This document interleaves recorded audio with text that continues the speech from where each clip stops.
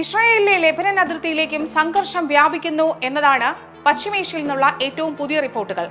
വടക്കൻ ഇസ്രായേലിലെ Lebanon Israel അതിർത്തിയിൽ റോക്കറ്റ് ആക്രമണത്തിൽ ഒരു ഇസ്രായേലി പൗരൻ കൊല്ലപ്പെട്ടു എന്ന വാർത്തയും ഇന്ന് പുറത്തുവന്നു. ഹമാസുമായുള്ള സംഘർഷം തുടങ്ങിയതിനു ശേഷം ആദ്യമായാണ് ലെബനൻ അതിർത്തിയിൽ ഒരു ഇസ്രായേൽ പൗരൻ കൊല്ലപ്പെടുന്നത്. ലെബനീസ് അതിർത്തിയോട് ചേർന്ന വടക്കൻ ഇസ്രായേൽ നഗരമായ ഷത്തുലയിലാണ് റോക്കറ്റ് ആക്രമണം ഉണ്ടായത്. റോക്കറ്റ് തൊടുത്തതായി ഹിസ്ബുള്ള അവകാശപ്പെടുകയും ചെയ്തിരിക്കുന്നു. ഇതിനിടെ ഗാസയിലും ലെബനനിലും സൈനിക നടപടികളുടെ ഭാഗമായി ഇസ്രായേൽ വൈറ്റ് ഫോസ്ഫറസ് ഉപയോഗിച്ചതായി ഹ്യൂമൻ റൈറ്റ്സ് വാച്ച് പറയുന്നു. ഗാസ സിറ്റി തുറമുഖത്തിനും ഇസ്രായേൽ ലെബനൻ അതിർത്തിയിലെ 2 ഗ്രാമപ്രദേശങ്ങൾക്ക് മുകളിലൂടെ പീരങ്കികൾ ഉപയോഗിച്ചുള്ള വൈറ്റ് ഫോസ്ഫറസ് ഒന്നിലധികം തവണ ഉപയോഗിച്ചതായാണ് ഹ്യൂമൻ റൈറ്റ്സ് വാച്ചിന്റെ റിപ്പോർട്ട്.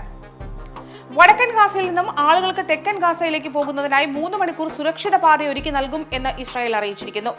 ഗാസയിലെ പ്രാദേശിക സമയം രാവിലെ 10 മണി മുതൽ ഉച്ചയ്ക്ക് 1 മണി വരെയാണ് പലായനം ചെയ്യാൻ സുരക്ഷിത പാതയൊരുക്കുമെന്ന് ഇസ്രായേൽ അറിയിച്ചിരിക്കുന്നത്. വടക്കൻ ഗാസയിലെ ബെയ്റ്റ് ഖനൂനിൽ നിന്നും ഗാൻ യൂനിസിലേക്കാണ് സുരക്ഷിത പാത ഒരുക്കുക. തെക്കൻ ഗാസയിലേക്ക് പോകുന്നവർ ബെയ്റ്റ് ഖനൂനിൽ നിന്ന് ഗാൻ യൂനിസിലേക്കുള്ള ഒരൊറ്റ വഴി തന്നെ ഉപയോഗിക്കണം. ആ വഴി ഈ 3 മണിക്കൂറിൽ ആക്രമിക്കില്ല എന്നാണ് ഇസ്രായേൽ വ്യക്തമാക്കിയിരിക്കുന്നത്. വടക്കൻ ഗാസയിൽ നിന്നും ഒഴിഞ്ഞുപോകുന്ന ആളുകളെ ഹമാസ് തടയുന്നു എന്ന ആരോപണവുമായി ഇസ്രായേൽ നേരത്തെ രംഗത്ത് വന്നിരുന്നു. ഇതിന് പിന്നാലെയാണ് സുരക്ഷിത പാത ഒരുക്കുമെന്ന് ഇസ്രായേൽ പ്രഖ്യാപിച്ചിരിക്കുന്നത്.